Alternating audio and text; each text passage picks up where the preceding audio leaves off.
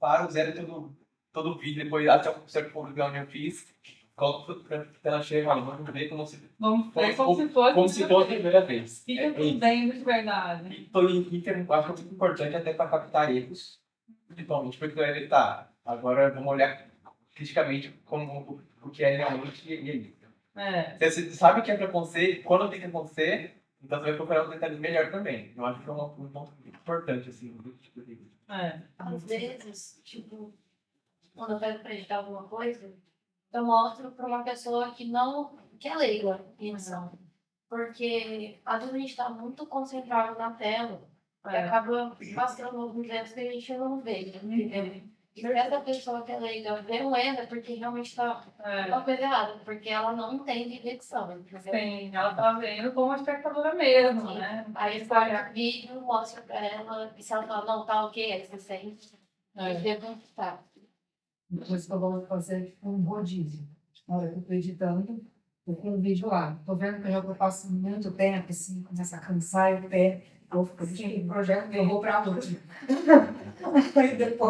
Aí parece até que dá uma... Aí depois, na hora que vai, depois de um tempo, aí eu pego outro, eu volto pro primeiro. Mas eu evito ficar muito tempo sem pegar o dia inteiro. Eu sempre achei estranho essas... Bom, às vezes a gente tá à noite, arando à noite, sei lá, pra terminar o trabalho, mas não rende igual. Você já tá cansado, você não tá mais nem... Nossa.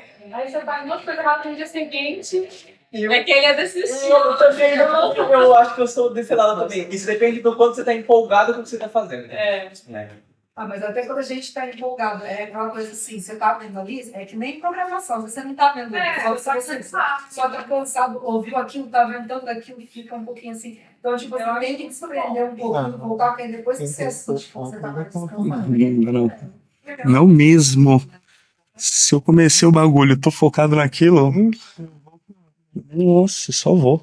Ó, esse aqui tá. Um diretor que entende de montagem, seguramente vai virar no melhor material bruto para o montador. Não tem a menor dúvida disso. Daniel Rezende. Mais um, gente. Me quer aqui. Não? Você Não, gente. Por quê? Como montador, tenho certeza absoluta de que já talvez inúmeras carreiras de atores e atrizes que poderiam desmoronar. Diferentemente do teatro, em que o trabalho de atuação é completo. Começa e termina no espetáculo. No cinema, na televisão, depende da edição. O trabalho do ator vai até certa parte, pois está nas mãos do montador. Um montador ruim pode destruir uma boa atuação. O ator e a atriz não precisam que todos os takes deles sejam geniais. Basta uma montagem com a melhor parte da atuação. Cabe ao montador olhar isso e ter essa sensibilidade. Aí já jogou toda a responsa no montador. Pode ser muito, mas eles são muito Mas eu não discordo 100%, assim. Eu acho que assim, uma só responsabilidade, mas se uma montagem for ruim, né? Mas da mesma forma, acho que vai dos dois lados. Se o ator for bom, o editor é tão bom para fazer o milagre também. E eu acho que é por isso também que o editor tem que entender um pouco de atuação, né? Porque às vezes ele coloca um take que não tá, tipo assim, quem entende de atuação não tá boa aquela atuação. Então ele tem que entender quais que ficaram melhor, quais que o ator interpretou melhor. Mas justamente serve também, né? Então, você ia chegar com os takes vários, né? Tipo, falar assim, esse aqui é o take que tem várias prestações e tem a melhor atuação por isso. Entendeu? Aí nesse caso, o Johnny vai chegar pra ele com ele, ó, quero esse take por causa do que ele comeu. A edição tá sempre pegando também do lado, assim, né? Vendo cada. Ou durante, mesmo do lado, ou só, vou apresentar o primeiro corte, um corte. Então tem essa prova o tempo. Então isso, não era o peça que eu achei que estava valendo, tem um tempo melhor. Ele vai falar, né? Mesmo que isso. Eu não sei se vocês viram a música que rolou na vocês viram, é muito ruim. Não sei, não é verdade. E assim, tudo, tipo, até a edição chega a ser ruim, né? Pô, eles montam. Meu amigo fez figurinha e fala mal de filme. Então, é mesmo. Então, tipo, a edição é umas partes meio. Totalmente. Não tem continuidade, enfim, é uma loucura, assim, né? Aí, tipo. Poderia até salvar minimamente, assim, um filme, né? Se tivesse sido melhor, talvez. Mas esse negócio faz todo sentido. Às vezes você pega assim, tem um take que ficou assim, genial, uma parte, mas de repente o ator no finalzinho de alguma coisa ele lança aquele olhar de verdade, sabe? Só que foi tudo certinho. Então, às vezes, na montagem você consegue dar o crop e jogar pra quem ele tá. Pra não perder aquela cena. Porque às vezes pega outras, não tem a mesma sensação. Às vezes ele arrasou, só que no final ele deu aquela derrapada, assim. Sim. Aí fala pro seu amigo, tô doida. Não, ele mesmo fala que é ruim. Fica tranquilo. Ele mesmo falou que é ruim, por isso que eu nem assisti. Mas isso de atuação é, de novo, a sensibilidade, né? Tem mais dois aqui. Rapidão, antes de você ler, eu lembrei de um caos. Star Wars, todo mundo assistiu e tudo mais. Hã? Todos várias e várias vezes. Ok. Contáveis. O primeiro Star Wars de todo, eu acho que é Star Wars 3, sei lá. Enfim, Na ordem cronológica. ele foi marcante por vários motivos. O primeiro motivo, porra, uma puta ficção científica pra época, efeitos especiais da hora, papapá. Mas, dentro da produção cinematográfica, ele foi extremamente marcante porque ele deu o caminho de montagem. As pessoas, os caras que eram de grandes produtoras olhavam para o montador e, como um cliente, olha para você, montador. Não, beleza, só faz um cortezinho ali e rolar. Porque, na verdade, o filme começa com o final. Aquela abertura é o final. Final de tudo. E o montador que falou, Lucas, você tá cagando aqui, eu vou fazer do meu jeito. E fez, e ficou maravilhoso aqui. Então, tipo, uma boa montagem não pode só salvar a carreira de um ator, pode salvar a carreira de toda uma produção de cinema, mano. Porque vamos lá, o Lucas teve liberdade pra fazer os outros 3 mais modernos, vai bater. Não precisa, deixa eu bater. A vida acontece. Foi. Mas enfim, era só o caos que eu queria trazer, era isso, gente. E lembrando que Star Wars tem o pior erro de continuidade da história, né? Que o Luke deixa a Leia no primeiro filme. Por que é erro de continuidade?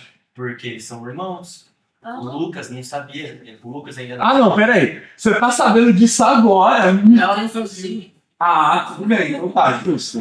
Ok. Eu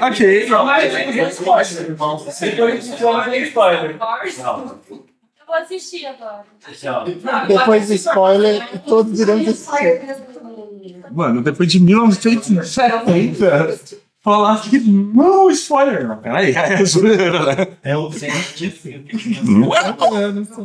O Luke, ele ia ser tipo o heróizinho da história, só que aí depois, nos outros filmes, eles se tornam irmãos, então eles se beijam no primeiro filme. Isso é um puto um erro de continuidade, tá ligado? Mas não é proposta, não? Eles não sabiam o que era. Eles não sabiam. Eles não sabem. Ai, gente, isso é outra. 1970. Podia dizer. Tem uma grande alteração na edição foi a própria de Elite, né? Que no roteiro não era o Capitão Nascimento o personagem principal. E eles na edição falavam, nossa, ele tá com um sabe que esse ator não. Quem era o principal? Era o E aí eles colocaram a voz em off, né, do Capitão Nascimento depois, assim, tipo, como foi um dos personagens, então mudou o protagonista do filme. Também Wagner Moura. Exato. O Pirata do Caribe também, não era pra ser o Jack Sparrow. Ele ficou sempre depois. Nossa. Então, acho que todos esses casos mostram que, assim, o editor tem um poder muito grande lá dentro. Então, a gente tem uma responsabilidade de edição ali muito grande. Não só de salvar, mas também de ferrar com a edição. Na verdade, passou do material, nós, por um curto período de tempo, nós da edição e da pós, a galera da finalização, nós somos donos daquilo, a gente pode fazer o que quiser. Real oficial. Eu vou trazer umas coisas mais sinistras também na minha parte de polo. de edição, montador e foto são profissionais diferentes? É que assim, questão de edição e montagem, a gente teve uma discussão dessa daí. A gente chegou a uma conclusão de montagem e edição, você que decide, pode ser ou pode não ser. Profissional. Um profissional ou pode ser um grupo. Dois termos são a mesma coisa. Entendi. Montagem e edição, né? É, assim, de acordo com o nosso cabeçudo Marcos, montagem é se você mora na França. Edição é pro Reino Unido. Montar. Monteiro. Mas Montar. o Oscar é montagem e edição, né? Mas é montagem Aí- e edição? Montagem e edição? Acho que é, mano. Porque também, por Duas exemplo, coisas juntas. tem algumas casas de finalização em São Paulo que assim, olha, a gente recebeu do montador e agora a gente vai fazer a edição de finalização. O montador, ele meio que, pelo menos no ciclo, no fluxo que eu conheço, o montador ele vai pegar aquelas cenas, vai fazer a decupagem, vai falar, olha, tá aqui assim assado, mais ou Vai menos. afinar isso, assim. Esse Não, aqui ele- terminando. Mas ele tá, a montagem tá mais no bruto, e aí a edição de finalização é o cara que vai fechar certinho, falar, olha, beleza, entendi. Tipo assim, vou colocar um zoom in aqui digitalmente, vou estabilizar essa imagem, É tipo isso mesmo. Pode trazer esses outros conceitos. vou também. acelerar essa imagem. Exato, exato. É tipo assim, pense que a montagem faz o esqueleto, a edição dá o corpo. É isso. E aí o color vem depois. Aí o power vem depois. Vou até adiantar isso aqui, então, porque a pós-produção é a fase que engloba todas as atividades após a finalização do primeiro plano. É quando se faz a edição das cenas e a organização das tomadas gravadas para, então, compor as cenas do vídeo como um todo. Então, aí, a pós-produção, por exemplo, tem essas etapas. Montagem, trilha sonora, edição de som, colorização, montagem, efeitos especiais.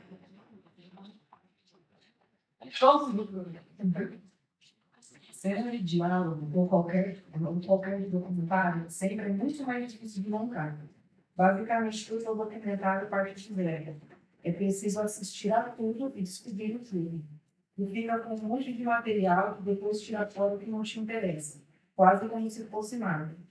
A maioria dos documentários é ardido, por isso tem que pegar aquilo que dá na forma. E tem que ir dando forma para ele. E ficção é como se fosse lei, porque as peças já estão no material vivo.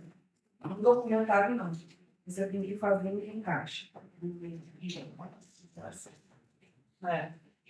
É isso. Eu acho bem mais difícil mesmo. Documentário. Eu tenho um documentário 2019 que eu ganhei com o texto aqui, chamado 29 cada dia. Documentário. E aí, nós, na época, tinha 10 horas de material por dia. Não, cara, é muita coisa. Mas, se for ver, nem essa, sabe? Sei lá, por exemplo, grande escala. O documentário tem 200 horas, mais. Mas eu já achei super difícil de estar 10 horas. Deve ser muito valendo. Aí você fiquei, querendo ou não, Ou não, às vezes sim, mas às vezes você tem uma tese, né? Que você tem que meio que manter assim ao longo do documentário, né? E você tem que. você tem que criar. Eu vou começar assim, aí eu vou assim, aí eu vou trazer esse tema no fim. Tem uma espinha dorsal, assim, que você identifica, né? Mas quando você tá ouvindo a fala da pessoa, cara, é muito, tem uma hora de fala, assim, você tem que separar Tem que absorver tudo que tá falando por 10 horas. É difícil. Por isso que às vezes as edições demoram meses. Mas o que eu vou fazendo é afunilando, né? Então eu vou assistir já uma hora de fala. Aí eu já subo os trechos que eu acho interessantes, sabe? Aí numa próxima vez que eu sentar para ver esse material, eu não vou ver tudo. Vou ver só esse trecho. Aí eu faço uma outra primeira, assim, sabe? Então vai resumir cada vez mais. Senão fica... E aí você vai juntando por assuntos. Então, essas duas pessoas falaram aqui sobre esse tema. Então, eu vou juntar esses três aqui. Vamos ver se fica legal, tá? E aí, dá para usar também as cores. Mas depois eu mostro. No software, né? Fala, a corzinha verde é esse assunto. Ou essa cena. E visualmente já facilita muito. Né? Fazer as marcações, né? Utilizar É. esses marcos. Tem que falar que o nível de roteiro de documentário e reality é muito grande. Porque por mais que você fale o que você quer quando você tá lá, você assina um termo onde você autoriza a produtora a mudar, mexer, inverter, dar outro sentido para tudo que você fala. Dá outro sentido? Eu participei de 2, aí eu tive que assinar. E é assim. Então, por exemplo, tem um momento lá que do nada acontece uma discussão e eu dei uma resposta meio para apaziguar. Aí pegaram uma fala minha de um outro momento e colocaram como se eu Mas tivesse... é reality, né? E aí, Mas é que o reality quer o caos, né? ele vai mudando. De outro momento. E aí eles colocam. Igual, tipo, teve uma cena lá que era pra ir a família na semifinal. Na final, na verdade. E aí a parte da minha família não foi por causa de Covid. Eu reagi de uma forma assim, não foi, espero que estejam bem. Eles cataram uma parte que eu tava chorando. E aí botou o pessoal vindo junto, me pintam de coitadinha. Foi terrível. Meu Deus, mano. Reality é muito manipulado, muito manipulado. Não acreditem em nada que vocês veem ali. Muito, né? Assista por diversão, assim. Porque quem faz o reality é o roteirista. Eles gravam, tipo, uma semana inteira para fazer um episódio de 40 minutos. Então eles gravam muito material onde eles conseguem. E aí, durante um período, a gente grava assim, a diretora senta na frente, e aí é só seu rosto, aí ela fala assim... Fulano falou que você não presta. Como que você vai reagir? Aí você faz uma cara. Você tá muito feliz. Reage. Você tá emburrado. Tá? Tem um banco de... Aí eles têm um banco de reações também para fazer como se fosse no DEP. Geralmente entra em DEP. Aqueles DEP são todos montados de acordo com o que o diretor. Nunca é sequencial. Então é tudo uma ilusão, assim. Eu tô só falando que o meu contrato já acabou.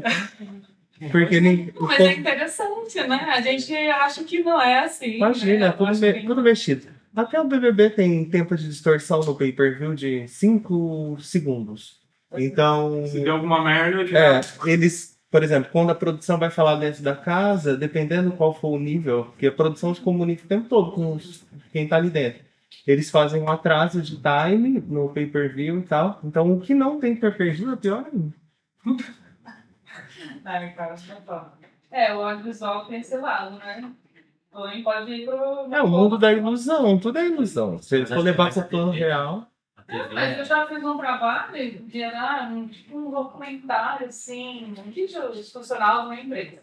E aí o colega que estava fazendo umas perguntas. Falou assim, olha, aqui eles querem que você fale o seguinte, a gente facilitar, quero que a empresa é ótima, não tem nada. E aí eu assim, nossa, gente, sério? Nesse nível? Passando o texto do cara dele. Eu vou ler o último aqui. Gente, essa Carol. Precisa prestar atenção na galera agora.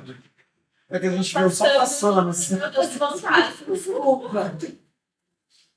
Desde que fiz meu primeiro curta-metragem como diretor, quem está falando é o Daniel Rezende, sempre convidei alguém para montar. Nunca fiz montar, ainda que eu possa até sentar, pegar uma cena e brincar. Mas quero que alguém olhe o material e fale, isso aqui tá uma merda, isso aqui não pertence ao filme. Eu gosto muito de ter alguém para oferecer uma visão fresca ao diretor.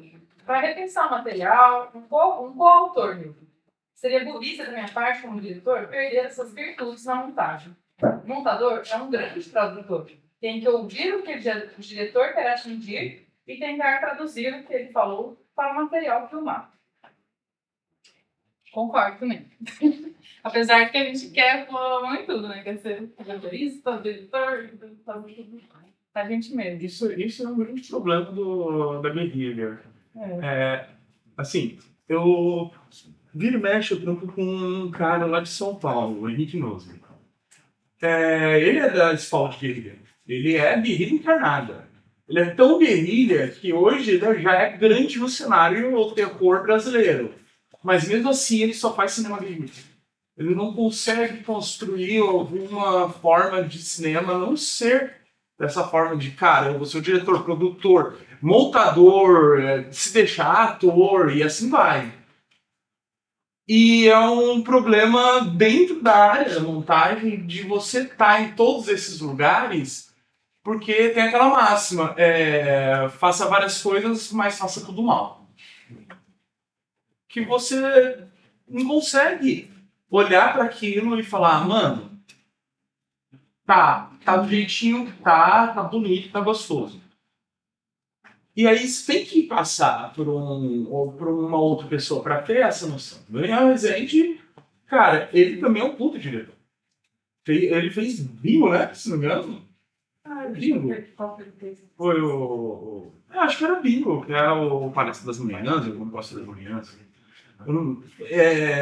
E, cara... Tropa de Elite, já era de... O Daniel Rezende fez Tropa de Elite? Não, gata, foi Zapadilha. Não, Zapadilha é diretor. Ah, ele fez a montagem, não, tô falando como diretor. Ah, tá. Daniel Rezende, se não me engano, ele fez Bingo. Ah, tá. Mas ele aqui como editor, fez o ano que me fez parte da Antiquera, já tinha Bicicleta e Tropa de Elite. Caramba, cara.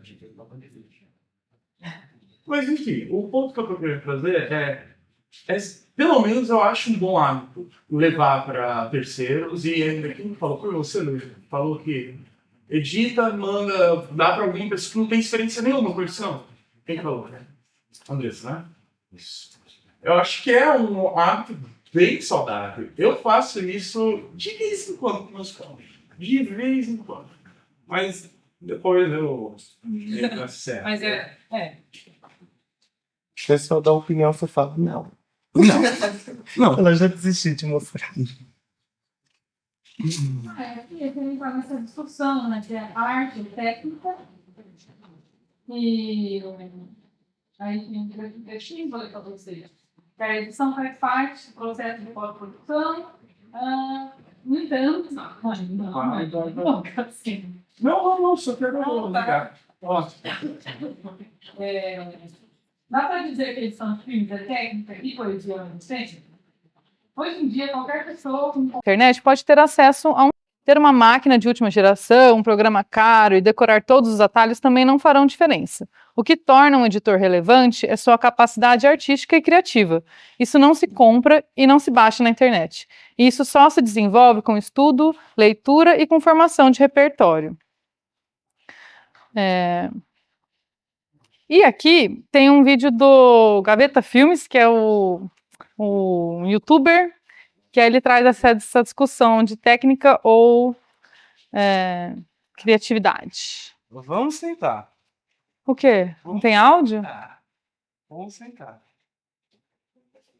Todo mundo fazendo a reza, por favor. Ontem eu vou do livro, pô. Aham. Ainda. Tá rolando o vídeo? Tá. Não, tá sem, tá só um lado. Acho que é mega zoado. Tem como você passar os vídeos depois pra eu colocar aquela mesa de som? Tem. Pode ser depois, então? Pode. Putz, mas eu tenho várias coisas pra passar. Eu vou montar essa mesa, vai dar bom. Enquanto o senhor vai falando outro assunto, eu vou montar a mesa, tá? Tá, não rola aqui mesmo? Você acha que não tá Tem uma rolando? caixinha de som aí, vagabunda? Ah, tá fácil. Cara, não...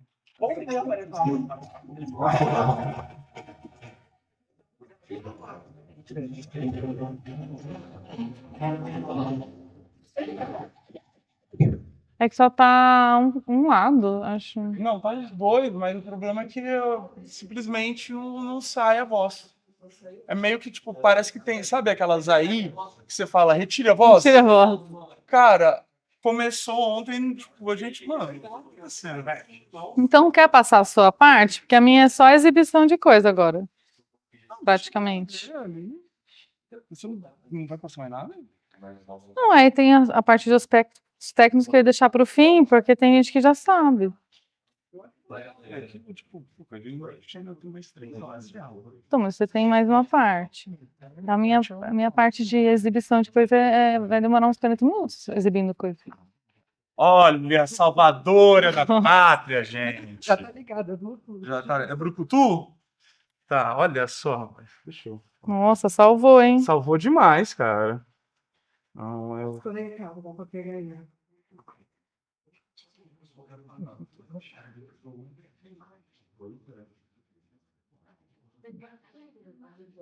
Muito Esse obrigada. Esse mesmo. Cusão.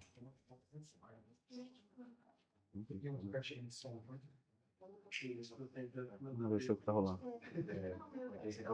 Ué, Deixa eu ver se tá ligado. esse aqui também.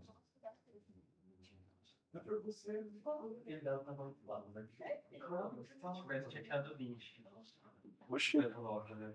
Será que é aqui? Não. Calma aí, deixa eu resolver isso daqui. Ah, tá. Entendi. Tá muito caro. Eu vou deixar.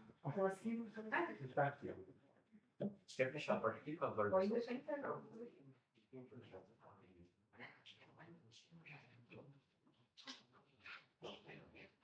É.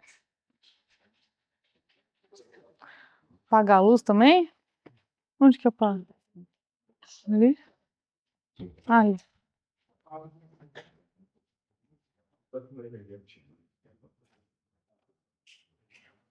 Primeiro aparece uma frase que eu escrevi. Eu sei, edita muito. Eu vou ver uma edição e ela está entupida de transições.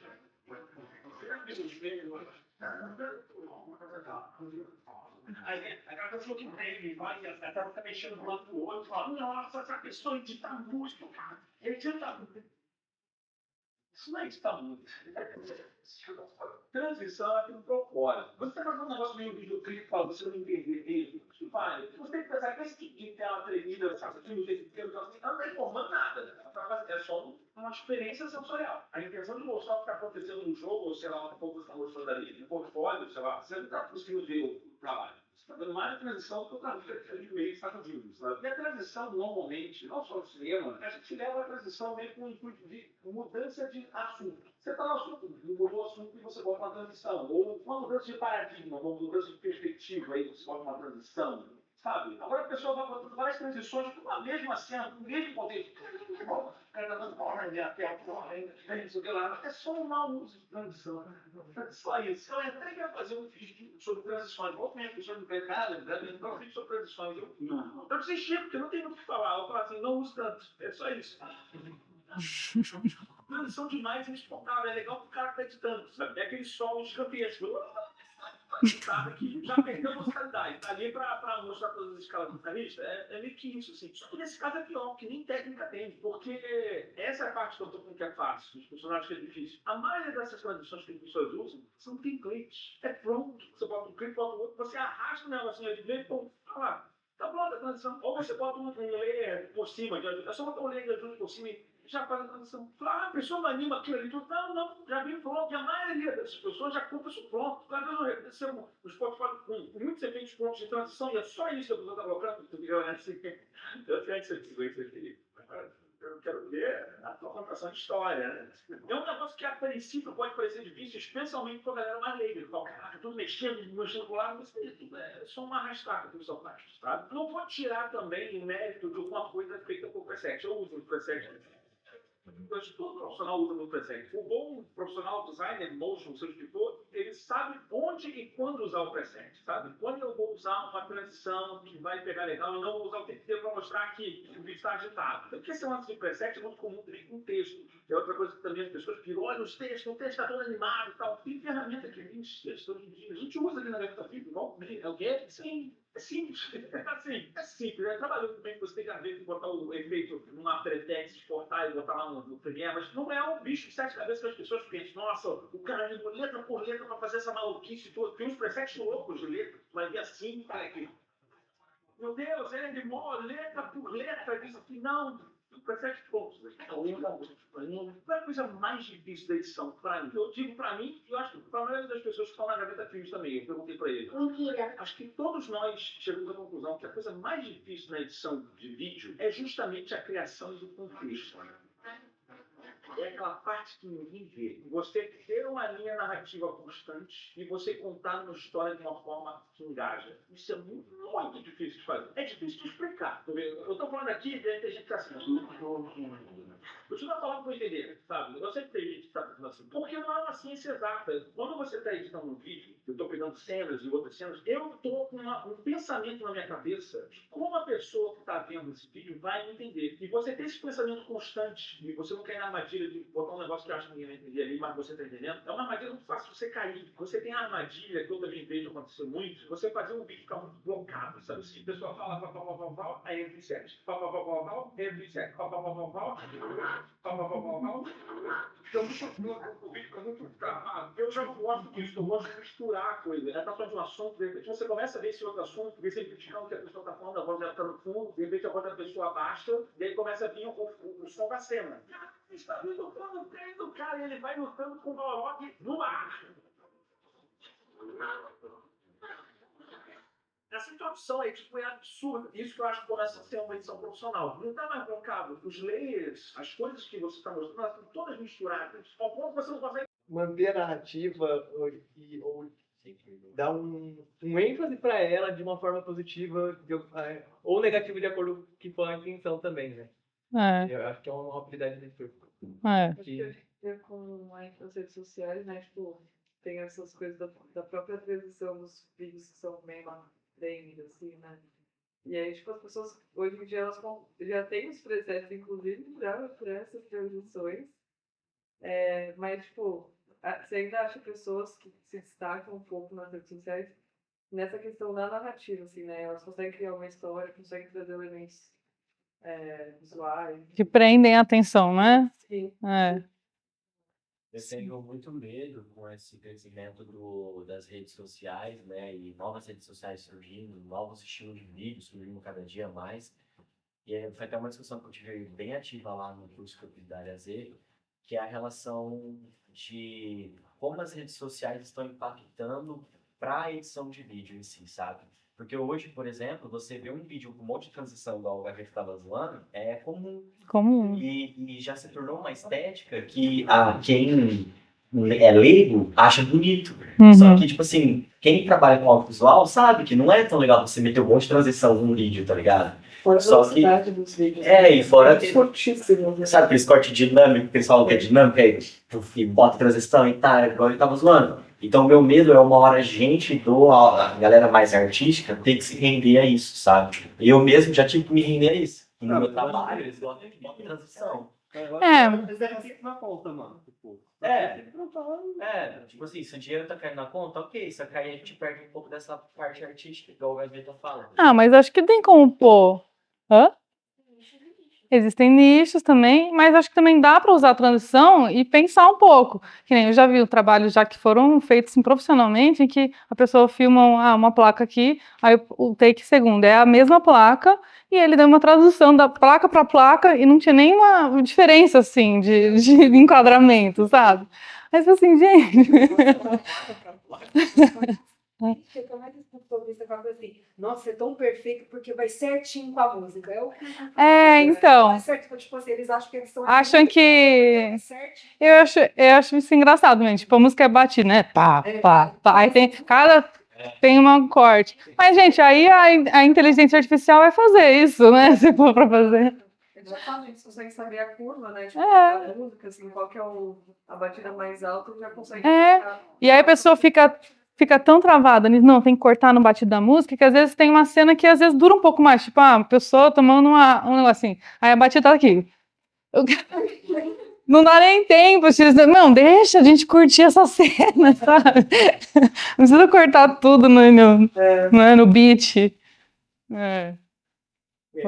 também aquele vídeo que eu te mandei, tem muito disso, que o pessoal que estava trabalhando no server, que a gente fez o vídeo, a gente produziu em 3, né? Aí eram 3 vozes muito ativas, conflitantes pra caramba. Só que uma coisa que o dono do server não queria, de forma de tirar, é os flashes na hora da batida. Ele queria muito colocar flash na hora da batida. E é uma coisa que me deu muito tique, porque pra mim não pegava o clima do filme, do vídeo, tá ligado? Entrada de luz e flash, você quer me matar, velho. Nossa, eu queria morrer com ele, de verdade. Assim, eu achei o vídeo incrível. Até se você colocar com flash, eu acho legal. Só que pra mim ficaria melhor sem, entendeu? Uhum, realmente, agora virou uma terra sem lei, né?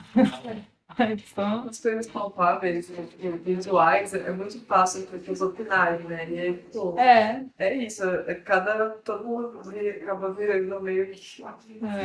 Uma coisa que eu sempre digo é que assim, sempre que a gente começa a editar, a gente vê esse monte de efeitos, assim, dá vontade de sair botando um monte, né, pra experimentar. Então façam um vídeo em que vocês vão ser felizes e colocar tudo que tem direito, porque, assim, né, não é sempre que vai dar. Quando eu era mais nova, era ver modos da MV. Aí fazia isso, pegava as pedaços Pra brincar, pra conhecer, né, mas assim, não que seja...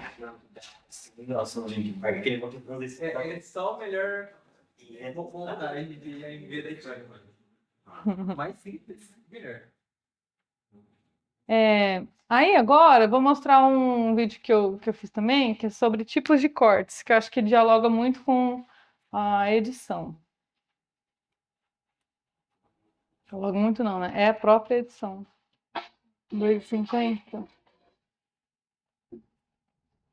É a tendência que as pessoas transmitem ou uma mensagem ou uma sensação. Por isso, é preciso fazer as escolhas com consciência. Para você cortar de um vídeo para o outro ou fazer uma transmissão, existem alguns tipos de cortes bastante interessantes de se conhecer.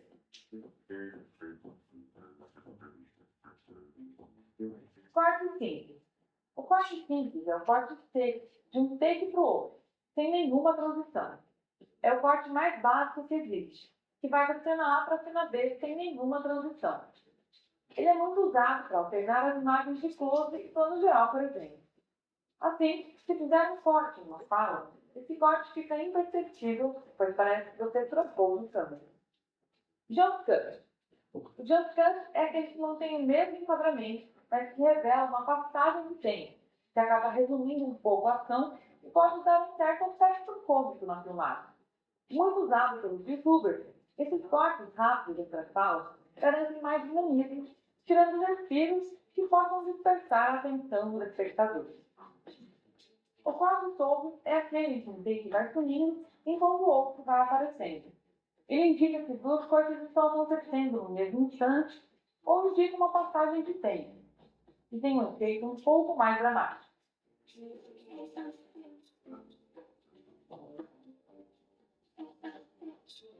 O arco já foi muito usado nos anos 80.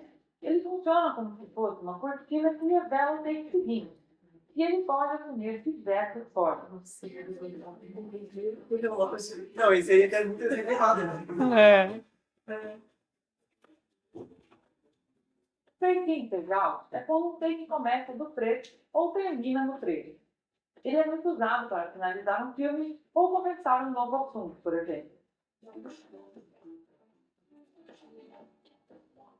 Corte em J e em L. Esses cortes, muito utilizados, unem muito bem quadros diferentes, usando o áudio como recurso para essa união. O corte em J é aquele que o áudio começa a aparecer muito antes da imagem.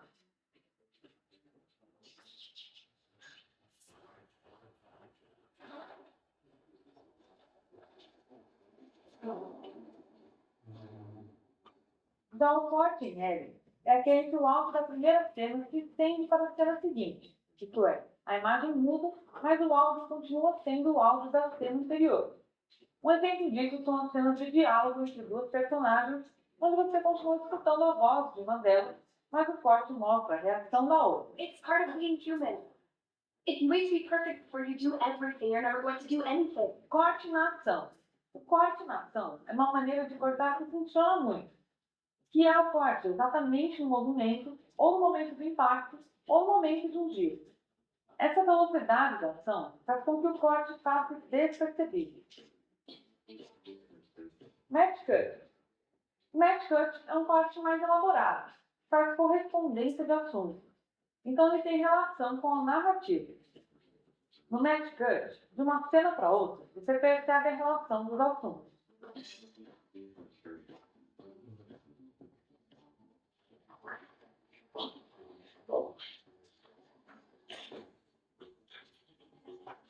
cortes invisíveis. Os cortes invisíveis são aqueles que você não percebe que eles existem. Por exemplo, nos planos secundários, quando aparece um objeto na frente, um tronco de árvore ou um muro, é aí que você consegue fazer um corte. O editor ele corta o primeiro take e junta com o take seguinte, usando como referência o objeto que passou na frente da câmera. Esses cortes invisíveis são bem elaborados, porque você precisa pensar neles antes de gravar. Ou seja, são cortes que dependem do movimento de câmera. E são os movimentos de câmera que fazem com que os cortes fiquem fluidos e imperceptíveis na hora de juntar o take com o outro.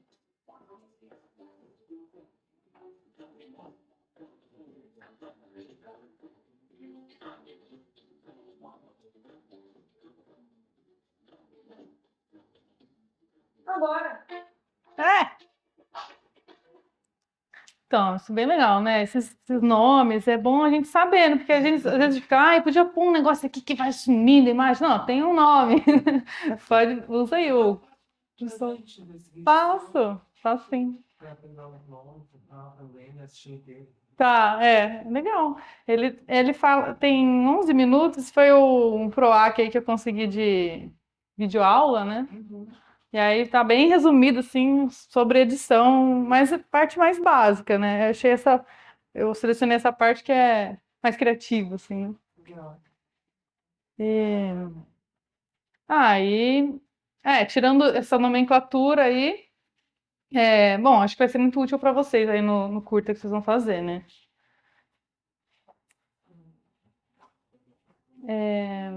Agora, antes de mostrar esse aqui, eu vou mostrar um pouco da edição do curta que eu estou fazendo. Cadê? O André, que é o diretor, ele me mandou assim, ó. Essa foi a montagem dele. Esse é o curta dele e ele mandou em torno de 30 minutos. Só que ele queria fechar o vídeo dele em 15. Ele falou, eu selecionei, esses são os melhores takes, eu pus na ordem e ficou assim, 30 minutos. Isso não seria montagem? Voltando, eu acho que sim. Ou tipo, sei lá, a visão do diretor para o roteiro de edição, seria isso? Sim, ele... Para dar uma montagem. Roteiro de edição? Normalmente, o roteiro de edição seria uma, tipo assim, o vídeo já vem na ordem que é para ser feito, por exemplo. Mas se for, mandou na ordem. Acho que sim, gente. Essas nomenclaturas estão meio nebulosas, viu? Aí eu peguei, então, e fiz a edição, que ficou assim, e eu já pus a trilha de referência, para dar uma sentida no clima e tal, para passar para o cara que vai fazer a trilha sonora, né? E eu selecionei 2 momentos aqui para vocês verem a diferença. Então, essa daqui é a introdução do curta que o diretor mandou, tá? Aí eu vou explicar, e como não tem muita fala, eu falo em cima aí mesmo sobre o que é o curta. É um senhorzinho que tá sozinho, a mulher dele faleceu, né? E ele mandou assim, desse jeito. Filtrado o quê? Não, a cor tá crua, assim, tá em log. Não tem tratamento de cor ainda. Sei que tá bem lavado. Aqui acho que dá pra ver mais. Tá? Então ele é um senhorzinho que mora sozinho e tal, e aí meio entediado, tem uma ideia ele acha um rádio antigo na casa dele, esses rádios de polícia, e aí tem a ideia de brincar e de chamar a polícia, falar que alguém entrou na casa dele e tal, ele começa a bagunçar a casa dele como se tivesse sido assaltado e tal, cria todo um caos. E é isso, curta sobre isso. E a polícia vai na casa dele? Vai. Ele bagunça toda a casa dele, faz um regaço, a polícia chega, ele tá assim, palpitando. Não tem nada pra fazer, E aí, bom, aí o diretor explicando, né, cada ceninha dessa ele tem um apego, né? Tipo, eu não imagino nem qual que é a dificuldade, por exemplo, deles conseguirem um Fusca, né? Mas, enfim. Da outra cena que ele falou, ele olha a planta e faz deixa pra lá. Porque ele quis mostrar nessa cena que ele não sabe cuidar, que a esposa que cuidava da planta, que ele estava lá. Aí ele vai pôr um som de ele ouvindo umas músicas e não se interessando por nenhuma estação de rádio.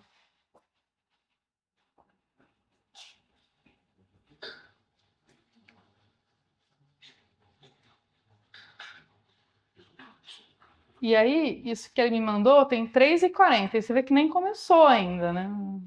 Tá só na introdução, tá muito moroso, né? Muito devagar. Tá longa, né?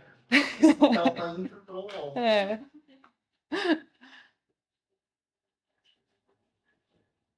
Aí, ó, a gente já começa a perceber que ele tinha, né, uma esposa.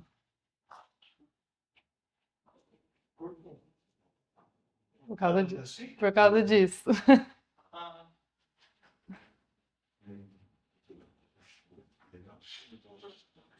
Aí aqui, ó, ele pega o pão da sacola, corta o pão.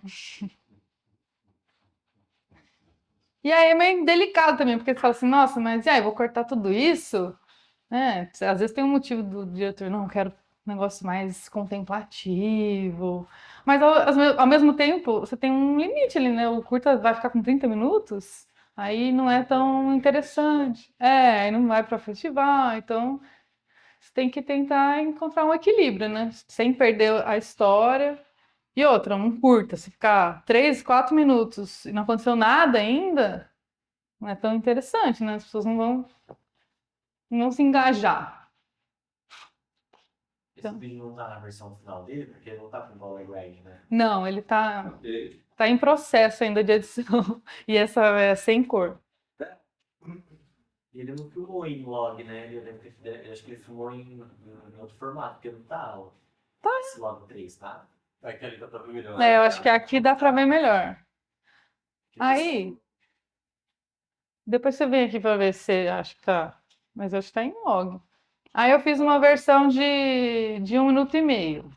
E aí já começa com o áudio da pia.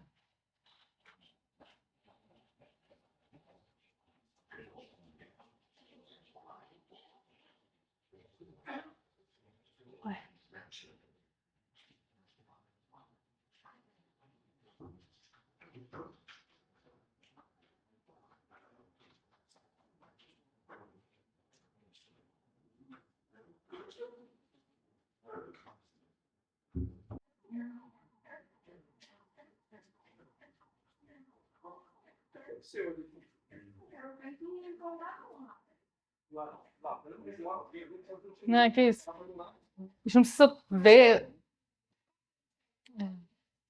Não precisa ver ela toda hora que ela tá falando, né? Aquela coisa do bloco lá. Som, né? Tava sem som da. Então dá pra você reduzir. Você reduz o tempo dessa cena, né? Mesclando uma montagem em paralelo, né? Com essa. Com essa edição você salvou a carreira de uma atriz. Eu cortei o final da atuação ali também. Foi isso. São as escolhas, tá vendo? E, bom, tá acabando já a minha parte, daqui a pouco você vai entrar, viu? Aqui é a regra do 180, não sei se o Zé falou pra vocês, falou, né? Que aí na edição também, enfim, isso também tem esse. Depende de como foi gravado, na verdade, né? Mas você busca seguir isso na edição, não quebrar, ou se for quebrar, que seja proposital. Bom, como já falou, então não vai entrar. Você pode comentar, Não, acho que é isso. Esse aqui, né, dá pra ver que a câmera tá aqui. Qualquer um desses 180 graus aqui, você tá dentro do eixo, então você não tá quebrando. Se você pôr a câmera ali, aí você vai causar um estranhamento, porque no quadro, essa pessoa que estava aqui à sua direita, se você pôr aqui, ela vai estar à sua esquerda.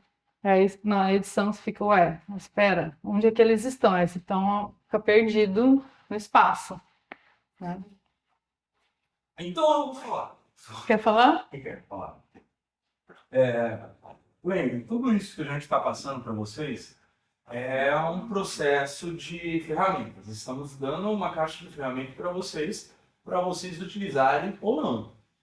E a melhor parte é simplesmente tacar essa caixa para cima e falar foda-se. Hã? Como assim? Mas é real. Existem essas regras dentro do cinema. Elas são bem estipuladas, elas são bem montadas, porque são funcionais. Só que no momento que você entende as ferramentas que você tem, entende no sentido de eu domino aquilo, você consegue destruir isso e construir coisas mais belas. Por exemplo, tem 2 séries que eles quebram o eixo, e eu acho isso maravilhoso. Euphoria e The End of the Fucking World. Mas acho que tem a ver com a temática, com esse conquista que eles querem causar, né? Exatamente. É por isso que eu falo. No momento que você tem um domínio da ferramenta, você sabe como você pode trazer esse estranhamento. Você sabe utilizar aquilo. Então, dentro da edição, eu sou amigo de um cara chamado Jeff Dennis. Já foi citado aqui, a Fer conhece o Jeff. E o Jeff... muito bom, tá dando favor. Desculpa. E o Jeff, ele tem uma dinâmica de corte nada linear. Ele faz as edições dele totalmente bitolado. Muitas vezes, se você não conhece a pessoa, você vai olhar aquilo e falar, mano, isso aqui tá tudo errado.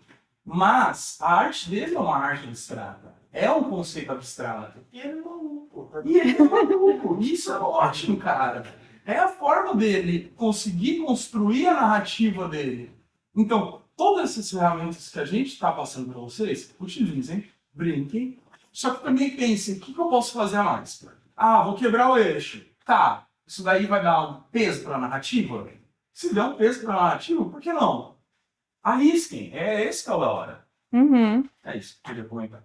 Aí, isso que do paralelismo, né? Então, é uma das 5 técnicas de montagem de Pudócimo. Quem quiser depois ver esse aqui, é bem legal esse livro, Narrativa Cinematográfica, que não é só de edição, tem vários temas aqui que compõem os elementos de um filme.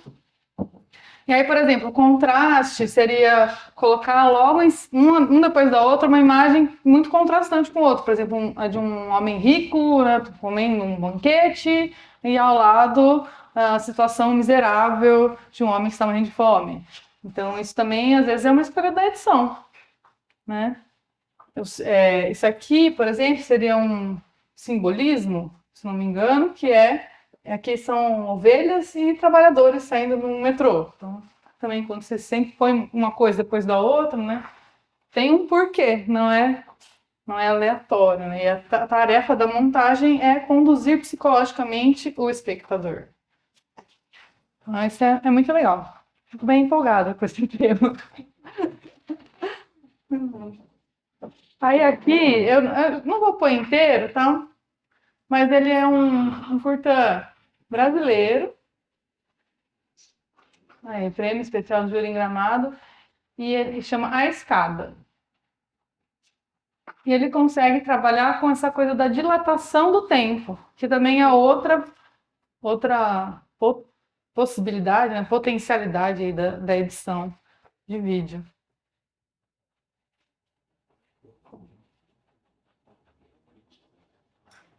E às vezes você consegue até realmente criar um tempo que não existe. Às vezes na gravação, um ator falou uma coisa, o outro falou outra.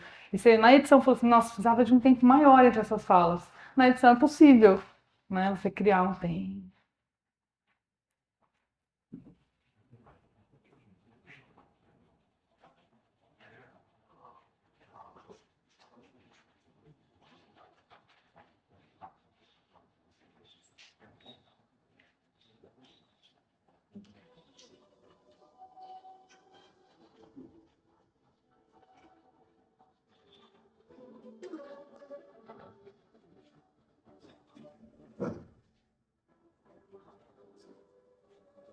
Acho que deixa inteiro esse.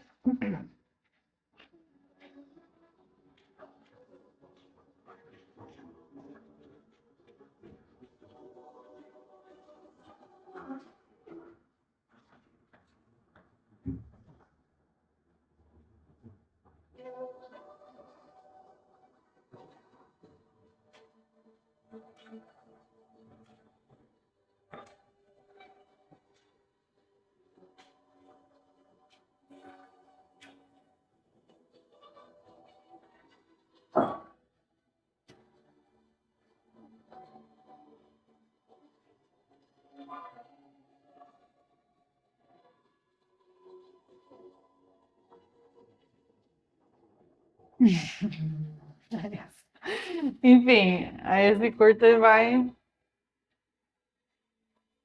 Ah, vou deixar, vai, são só 2 minutinhos, né?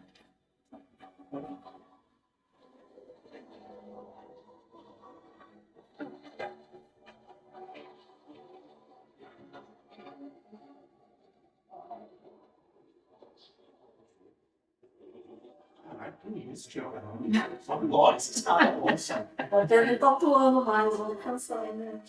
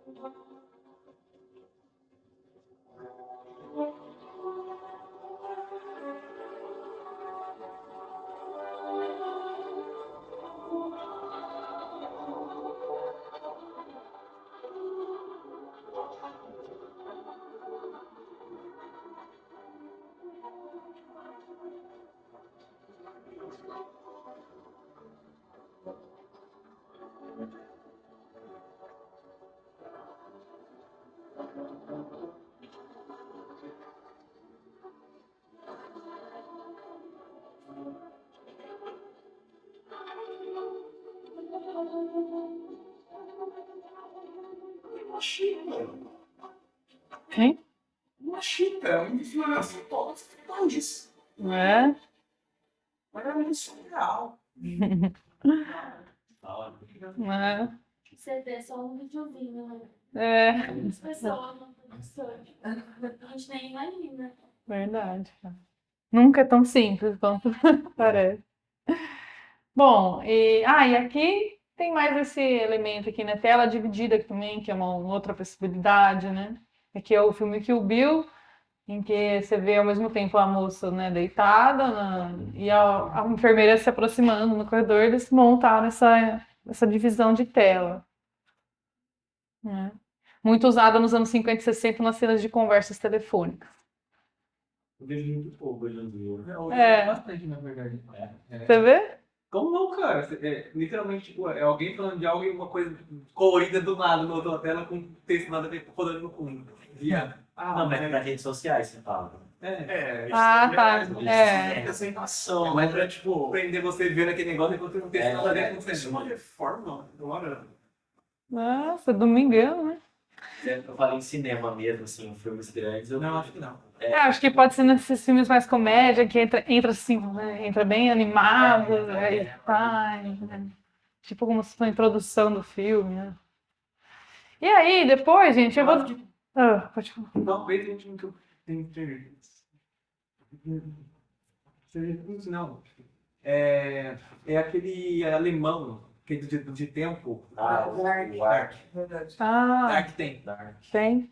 É, mas é porque eles fazem Hoje passado e É. presente, né? Eu tenho É verdade, Mas é ninguém verdade. parava por muito tempo, pouco tempo. Verdade. Tem umas coisas de aspectos técnicos, que aí eu acho que eu vou deixar falar por último, porque tem gente que já sabe disso, então já pode ser liberado para ir embora se quiser. Mas aí no final eu falo. Codecs, formatos, resolução. Aí eu acho que é melhor você falar da sua parte primeiro, porque eu acho que tem muita gente que já edita, entendeu? Que é... Ou você quer que eu fale? Minha parte. Pode ser. Gente, são 15h34. Vocês querem dar uma pausa, fazer um pipis ou vocês querem continuar? Pausinha? Então tá. Pausa aqui é Então, bom. 15 para as 4, a gente retorna, pode ser?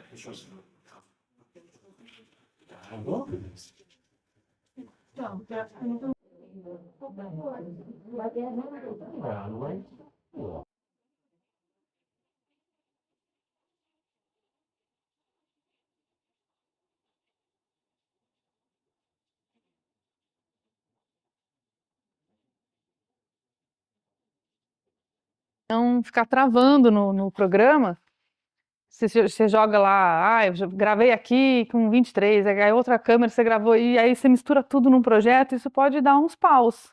Então, às vezes você não sabe nem o que está acontecendo, nossa, não consigo editar, fica fechando o programa, sei lá. Às vezes é porque você está misturando vários frame rates. Então, antigamente você tinha que converter tudo, assim. Hoje em dia acho que até é mais aceitável você misturar. Mas antigamente você tinha que não, vamos converter tudo para 24 e trabalhar em 24, sabe?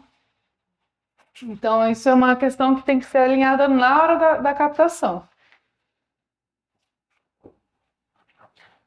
Tinha aqui os... Bom, bitrate é uma das coisas que definem a resolução. Ops, a qualidade. Não é só a resolução que define a qualidade. O bitrate é a quantidade de dados que cada segundo do vídeo possui. Então, você consegue, por exemplo, ter um vídeo, esse aqui de cima, ele tem menos dados, um bitrate menor, 0,8. E esse aqui eu exportei com 20. E até no CapCut tem lá, como você fala na hora de exportar, fala assim, quero exportar com maior bitrate ou menor bitrate. O que é isso? É quantidade de dados. Quanto mais dados, melhor a sua imagem fica, né? Com mais nitidez, menos ruído. E aí isso não interfere. O bitrate não é o tamanho do seu vídeo, é só a quantidade de informação mesmo. Então, ambos os vídeos estão em Full HD. Só que aqui você percebe que tem mais pixels, não está tão definida a imagem. E essa já tem mais.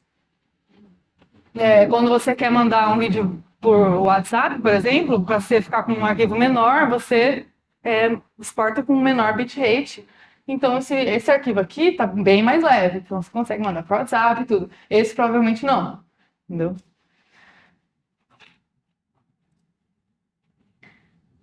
Aí nós temos os codecs, que são tipos diferentes de compressão e descompressão de dados. E o mais utilizado deles é o H264 e hoje tem H265. E os formatos .avi, WMV, MP4. O MP4 foi o mais assim popularizado porque ele toca em vários players. Então, não é que nem, por exemplo, o Movie, que aí você tinha que baixar um software de reprodução de vídeo específico, né? Ele não toca em todos, sabe? Então, o MP4 ele roda o vídeo mais facilmente, compatibilidade com reprodutores, e os vídeos não são tão pesados. Então, por isso também que ele se popularizou. E isso nada mais são nomes assim que ditam qual que é o pacotinho desse vídeo, né? Ele é embrulhado de que forma, né? Como que ele é compactado.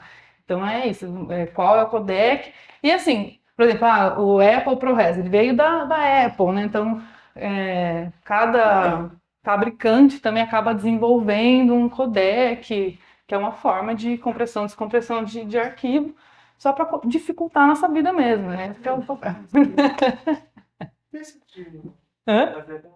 pergunta com a Dani.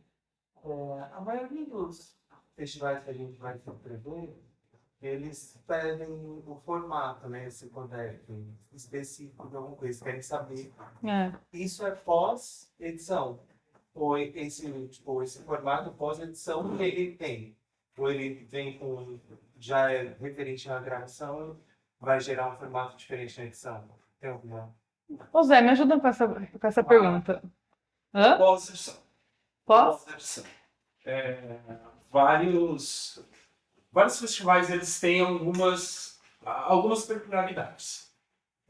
Uma delas é essa questão de que codec você vai entregar. Por exemplo, na Europa é muito comum você mandar para o festival em formato de DCP. O DCP é o formato padrão para cinema mesmo. Que na verdade, ele não é bem o formato. É mais um container que lá você vai ter a trilha sonora, você vai ter o áudio descrição, se tiver o áudio descrição, vai ter o filme, que aí pode ser MP4, Movie e assim vai. Mas é bem interessante você analisar esse seu projeto e ver para onde você vai encaminhar ele e ver quais que são essas restrições, o que que eles pedem. Ah, eles pedem que seja MP4. Beleza. Você vai ter que pegar o seu material e converter, exportar ou converter para MP4. Ah, eles pedem Move. Então, manda em Move, e assim vai. Então, mas até alguns festivais nacionais, o de Gramado está pedindo DCP também. Sim. Então, e aí eu vi que, por exemplo, esse aplicativo da Apple, de edição, que é Final Cut? Final Cut, ele não salva em DCP. Não. DCP é um negócio. Aí falaram que era o Premiere ou o DaVinci também, mas dependia, porque, por exemplo, por isso eu falei que é um problema editar no Final Cut e finalizar em outro, porque o Final Cut não tem um formato de arquivo que é compartilhável entre esses outros programas de edição.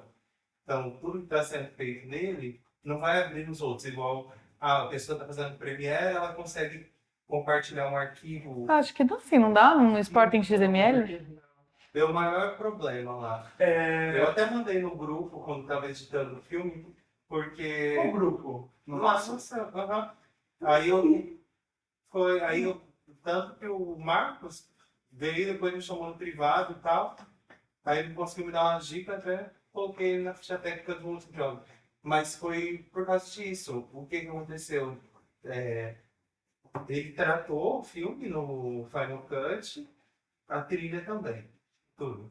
Na hora que precisava exportar um projeto aberto para o menino lá no Pro Tools fazer a pós de som. Uhum. E aí o Final Cut não tem essa opção, entendeu? Não. E aí Ele não compartilha o projeto. não compartilha o projeto. Não para esses que a gente já tá entendível, né? Tipo, esses grandes que é para usar. Coisa da Apple. Mas o Final Cut, ele originalmente é pra Apple, é Mac. O Final Cut não, perdão, o Final Cut. Pro Tools. O Pro Ah, o Tools Pro Tools. originalmente é Também tem, pai. Mas não tem. Tanto que teve que ficar fazendo. Cara, a única coisa que eu consigo visualizar nesse seu problema, talvez seja assim, ele tá usando Windows ou tá usando Mac também? Ele usa Mac, então já era, então não sei como é. Os dois, tanto. Mas é possível você trocar o formato de um codec para outro com alguma ferramenta? Sim, é a conversão. Porque, por exemplo, nesse caso, ele pede o codec específico lá desse festival que falou, por exemplo, e ele gerou em outro. O programa que você usou gerou em outro. Você pode chegar lá e trocar o formato, você vai passar para ele sem perder nenhum dado normal. Não, mas não era comprimir e você não ia exportar. Compartilhar o projeto. Você ia compartilhar o projeto exatamente igual que você está mexendo. Você não chegou a exportar ele. Mas isso. Então, você exporta ele no formato que é inteiro lugar do projeto. Tá, literalmente está XML. Final, Não tem lá export XML no Final Cut. Vamos falar. Eu vou pegar aqui as fitas. Não, eles não conseguiram exportar, tirar o projeto do Final Cut e jogar pro DaVinci. Entendi. Então, porque a Apple tem esses problemas. Por exemplo, todos os vídeos gravados no iPhone, eles saem naquele formato RAW. F. F é áudio, não é? F é áudio. Então, o Final, por exemplo, não consegue deixar o AF salvo para abrir um Pro Tools, por exemplo. O que você vai ter que fazer, então, é pegar o arquivo que sai de áudio do Final Cut, converter ele para um AF ou qualquer outro formato que seja usado dentro do Pro Tools e mandar para a pessoa. É isso. Teve que mandar fechado o filme. Aí o problema é que para o editor, quando você manda fechado, aí é como se não tivesse mandado nada. Então aí você se separa tudo, faixa. Nossa, que trânsito. O seu problema é simples. Para de usar essa merda. Então eu falei. Não, ele paga Pro Tools. Usa o DaVinci, pelo amor de Deus. Lindo. Eu falei pra ele, vá aprender o DaVinci. Bom, mas enfim, por favor. Aqui é só uma demonstração dos frame rates, né? Como que muda com 1000 frames por segundo, com 240, a quantidade de slope que você consegue fazer, né? Mas por ter 1000 frames por segundo, não serve que ele sai devagar no vídeo, né? Você pode usar uma ferramenta para estender o filme dele e não perder frame o suficiente para gravar. Isso, exatamente. Acho que depende da câmera também. Hã? Não, desculpa. Deixa eu. Acabei. A quantidade de frames que é gravado no vídeo dá problema no som depois? Tipo, difere no som? Também, Já aconteceu de eu gravar, por exemplo, tinha uma banda, aí umas câmeras gravaram um frame rate e a bateria estava em outro frame rate. E aí, no começo estava tudo sincado bonitinho, aí no fim atrasava, sabe? Ficava diferente, assim, mas é bem pouquinho, assim, que atrasa, mas ou adianta. Mas dá Dá essa diferença.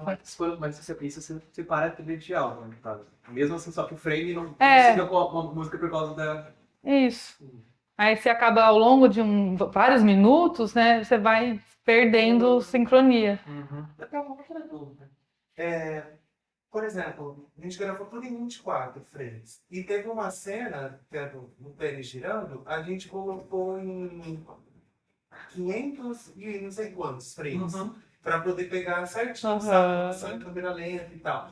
Só que depois, na hora que foi exportar final, o filme, ficou em tudo como se fosse 24 frames. Sim. Mas você só conseguiu fazer essa câmera lenta porque você tinha vários frames captados, senão você ia ficar... Não alterou. Entendi. Então, Entendeu? por exemplo, você é o que você gravou, não o que você Não vai que exportar. Isso. Porque o filme no final vai ser uma coisa só. E Mas... não vai interferir essa exportação na qualidade porque foi gravado. Isso. Tá. A exportação final é um só, né? Um frame rate pro vídeo todo, assim. Aí, além disso, também temos a resolução, né? Que é a quantidade de pixels, HD, Full HD, 4K, 8K. E os pixels são os pontos que formam a imagem, né? São organizados em linhas e colunas. Então, a resolução é quantos pixels existem em cada linha, largura, e cada coluna, altura. E tinha alguma coisa que eu queria falar disso, cara. Para cropar também. Então, dependendo do que câmera a gente for usar aqui no curta, vocês podem gravar em 4K e o filme final, se a gente vai fechar aqui em Full HD, então vocês têm toda essa área que vocês podem ainda trabalhar uma escala, né? Dar um zoom. Ou até se grava assim para depois exportar na vertical. Então você tem... Cortando o aplicativo mostra para você que você tá, foi muito menos do que Full HD, por exemplo, o corte. Então, um zoom muito absurdo, vai pixelizar, ou só como terminou de fazer. Você vai olhar. Você vai ver na tela mesmo, vai ficar feio. Mas é uma questão você vai ver. Mas ele mostra a regulação de escala, né? Tipo, quantos tá, pequenininho. 20, vai botar 400%, sei lá o quê. Vídeo? Peraí, acho que não. Não tem. Sim, foi, muito obrigada, salvou. Bom, depois eu lembro o que eu ia falar, mas essa diferença, né? Isso aí influencia na qualidade, então a resolução e os bitrates são fatores muito importantes para quando você vê uma imagem. Nossa, isso aqui tá ruim. Por que será, né? Então, pode ser a resolução, pode ser o bitrate. Isso daqui é um exemplo claro da diferença de resolução. Por exemplo, o meu computador, ele dá a saída, se deixar, 16K. Esse projetor que me custou R$280, que falam que é 4K, é 720. Então, a imagem, apesar de, dá pra sentir que tem uma certa diferença, mas tá uma porcaria, porque isso aqui é uma porcaria. 1080p é a quantidade de pixels, é isso? Na verdade, isso. 1080p é a quantidade de pixel em uma coluna. Aí, ó, 1920 por 1080. Que na verdade é o bitrate. Não, essa é a resolução. O bitrate já é outro parâmetro são números... é que depende do software que você está usando, né? Mas aqui, 20, né? 20 mil, sei lá. Não é real, não. Vai lá, faz teu que eu. Depois você- Depois não é real. Mas não, é isso, quantidade de pixels. E também a proporção de tela também que a gente precisa considerar e definir já antes de gravar o curta, qual que vai ser, né? E assim, eu gravei meu curta, mas depois eu quero em 4K. Não, gravei meu curta em Full HD e quero passar para ele em 4K. Posso? Pode, né? Mas você vai estar esticando a sua imagem, né? Certo? E outra, a editora lá do curta foi me mostrar. Se você vai. Qual é que você vai querer? 2K ou Full HD? Falei, depois qualquer coisa é só converter, né? Ela, então, mas se você converter de 2K para Full HD, exportar o seu filme inteiro, ele vai gerar 2 barrinhas na lateral. Porque não é exatamente igual, sabe? Então, às vezes, se você tiver uma informação aqui no seu curta embaixo, que é muito importante, aí você converteu, você vai, às vezes, perder um pouco do teto, um pouco da tela embaixo, assim. É chata. Então, essas são essas coisinhas chatinhas Seria o formato tradicional analógico. na TV de tubo. Tá voltando, né? Eu vi alguns vídeos lá do dia agora, só fazendo esse quadro. Tá voltando, né? Aqui é uma demonstração de como vocês vão sincar a claquete. Primeiro take. Primeiro frame de tudo. Claquete tem que estar lá. Primeiro frame. Nossa, isso ajuda na edição um tanto. Puta que pariu. E só esse ano também me falaram que a claquete tem que ficar, né, visível. É que eu nunca sinquei pela imagem, sempre sinquei pelo pico do áudio, né? Mas acho que é importante ver a claquete também, que às vezes Importante que ela segue o momento. esteja próxima no microfone para captar também. Ok. Sim. É que assim, por que a claquete Tem que estar visível. tem que estar visível? Vários motivos. Vamos primeiro trazer essa questão do sync. Ajuda pra caramba. Porra, tá desincado, não tem um programa que consiga fazer aquela sincagem automática. Você consegue ver. Você sabe que esse pico no áudio é a batida da claquete. Aí você sabe que na hora que fechar, que sincou o áudio. Da hora? Os outros motivos. Você consegue ver qual que vai ser a cena. Você, no thumbnail lá, abriu a minha pasta, tá um monte. Você já vê a cena. A cena é essa, tá? Então, na hora de procurar, valeu o take 5. Você não precisa pôr todos os takes e procurar, né? Você já vê só no. Você já consegue ver. Claquete. Você fala, valeu o take 5 da cena 7. Aí você vai estar lá, cena 7, take 5. Mas pra sincronizar, só o áudio vale. Então, se você não tiver claquete, você bate palma. Exato. Se você não tiver claquete, vai na palminha. Tem ninguém rindo. Guerrilha total, brother. Aqui é isso, loucura. É isso. O meu acabou. Agora é você, Zé. Vai falar da cor. Aqui tem sugestões gente, só para terminar, assim, eu acho que edição, vocês viram que eu nem falei de nenhum software específico, porque eu acho que não muda muito. Você precisa ir se entendendo com algum software e conhecendo. Isso sempre vai mudar também, né? Porque sempre lançam coisas novas. Eu mesmo acho que sempre tenho que ficar atrás de me atualizar também. Às vezes mudar de um software para outro. Então, assim, é uma ferramenta, né? E a gente precisa escolher uma e, às vezes, de acordo com a máquina que a gente tem. Então, quem tiver uma máquina muito boa, pode tentar o DaVinci, que é gratuito. O Premiere já é pago, mas minha máquina não roda. Então, o CapCut está muito bom e ele, inclusive, dialoga do seu celular para o seu desktop. Então, você consegue começar, gravar um vídeo, já começar a editar aqui, e aí você joga na nuvem lá e termina de editar no desktop. Que é bem legal. Isso não tá bem, sensacional isso. Sensacional. E é isso. Vai, Zé, agora é você. Olha o microfone. Calma aí, deixa eu só fazer uma questão aqui.